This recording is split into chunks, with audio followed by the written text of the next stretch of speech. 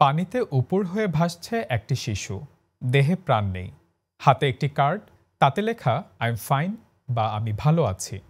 নেদারল্যান্ডসের রাজধানী আমস্টারডামে যদি ঘুরতে যান, হুট করে এই দৃশ্য দেখে চমকে যেতেই পারেন।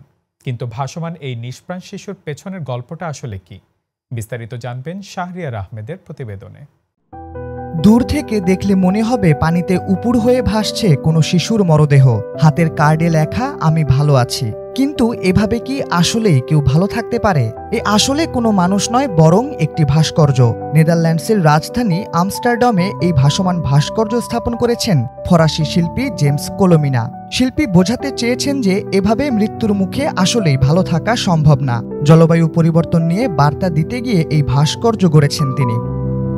বার্তা সংস্থা রয়টার্সকে কোলোমিনা বলেছেন, জলবায়ু পরিবর্তন এখন খুবই জরুরি একটি বিষয়, যা সব সীমানা, সব বিশ্বাস বা সব মতামতকে ছাপিয়ে যায়। কারণ জলবায়ু কোনো রাজনৈতিক বিষয় নয়, বরং পৃথিবীর বুকে প্রাণের অস্তিত্ব টিকিয়ে রাখার প্রশ্ন, যে সংকটের মুখে পড়তে হবে মানুষকেও। কোলোমিনা বলেন, শিল্পের মাধ্যমে মানুষকে প্রাকৃতিক পরিবেশের প্রয়োজনীয়তার কথা মনে করিয়ে দিতে চাই।